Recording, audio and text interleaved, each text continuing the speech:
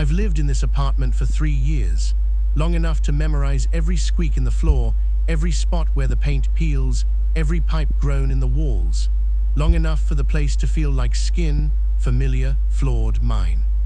So understand me when I say this. There was no door there yesterday. My hallway is narrow, barely room for 2 people to pass, with my bedroom at the end and a bathroom on the right. On the left, there's just wall, always has been. But this morning, when I walked out of my bedroom, half asleep and thirsty, there was a door in the left wall. Not a new door, not clean wood or modern hinges, but an old, warped door, the kind you see in houses that were built before people invented good dreams. Peeling white paint, rust around the knob, a frame slightly crooked, as if it resisted being dragged into the world. And dust, so much dust, as though it had been there for decades. My first thought was that I was dreaming. My second was that I'd finally had a stroke. My third, the one that rooted into my bones like ice, was that someone had been inside while I slept. I reached out, my fingers hovered inches from the surface. Warm. The door was warm. I jerked my hand back.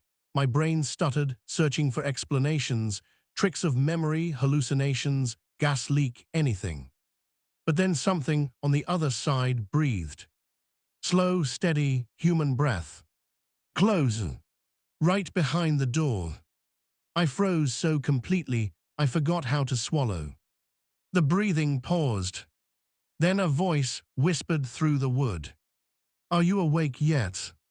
My stomach turned inside out. I backed into the bedroom and shut the door, pressing my back to it like a child hiding from thunder. My heartbeat was in my throat. The only sound was my own breathing, fast, wet animal. 5 minutes passed. 6, 7. Silence. Eventually, logic, that stubborn liar, crawled back in. It had to be a nightmare, a gorgeous, horrifying hallucination. I told myself I'd prove it. When I opened my bedroom door, the hallway looked normal. I exhaled, shaky. Then I looked left. It was still there. Only now the doorknob was turning. Slowly, clockwise, one deliberate click at a time. I stumbled back, slammed the bedroom door again, and locked it as if a lock mattered. I pressed both hands to my mouth so I wouldn't scream. Something moved in the hallway, soft footstep, shift of weight, or maybe just wood breathing. I stayed there until morning light reached under my door. And then, armed with adrenaline and stupidity, I grabbed the heaviest thing I owned, a dumbbell I never used, flung my bedroom door open. And the hallway was empty. The door was still there, closed, quiet. I left for work without showering. I didn't come back until 8 p.m. I stared at that door for a long time.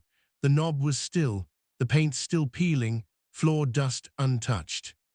I went to bed without passing it. Night 2. I didn't sleep. Every creak from the hallway tightened a knot in my spine. At 3:12 a.m., I heard a soft tapping. Tab, tab, tab. Not knocking, tapping, gentle, patient. Then a voice, clearer this time. I'm getting closer. I curled under the blanket like a child. I don't remember sleeping, but suddenly it was morning. Day 3.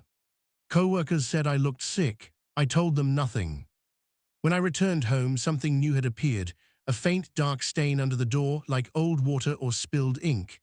I crouched. It smelled metallic, like blood but wrong, thicker, older. My phone buzzed. I didn't check it immediately. When I finally did, the notification made my skin crawl.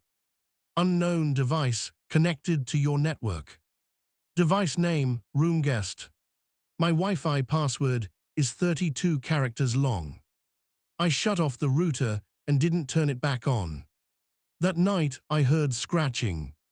Slow, dragging nails across wood. Then whispering. Not one voice. 2. Almost. Soon. I pressed a pillow over my ears. It didn't help. Day 4. I called my landlord. "There's a door in my hallway now," I said. Silence on the line. A long, breathy silence. Then, "Has it spoken yet?" I hung up. I can't explain why that scared me more than the door itself. Night 4. I cracked my bedroom door open an inch. The hallway was dark, but the door, it was open. Just an inch. Enough to show blackness, thick and swallowing, like a throat waiting. And something stood just behind it. A shape. Human tall. But wrong. Too thin, too long. Joints bending a fraction too far. As if it was trying to stand like a person, but didn't remember how. I closed my bedroom door and held the knob so tightly my hand cramped. Hours passed. The thing didn't move. It just waited. Sometime near dawn, I heard the bedroom doorknob twitch. Just once. Like it was testing. Day 5. I went to a hotel. Cheap, loud, fluorescent misery. Perfect. I didn't sleep. My phone buzzed at 3:14 a.m.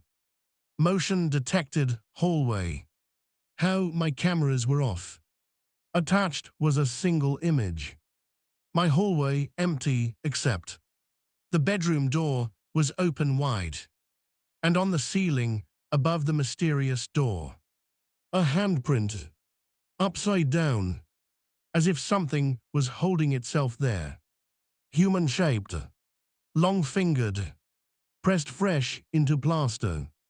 And written under it, in my handwriting, "Come back. Day 6 tonight." I'm at my kitchen table now. I came back because fear is a chain and curiosity is the lock that fits it too perfectly. The door is closed again. Waiting. The air feels heavy. Like a storm inside walls. I hear breathing again. Closer than before. Something just whispered my name in the hallway. Then, scratch, scratch, scrape. It's dragging nails across my bedroom door now. Oh God, the knob is moving. Not slowly this time. Vast. Hungry. The lights flickered. My phone screen turned black. Someone just breathed behind me. And there's a new sound. Not from the door. From inside my apartment, behind me, low and smiling. "I told you I'm closer. If this file uploads, run."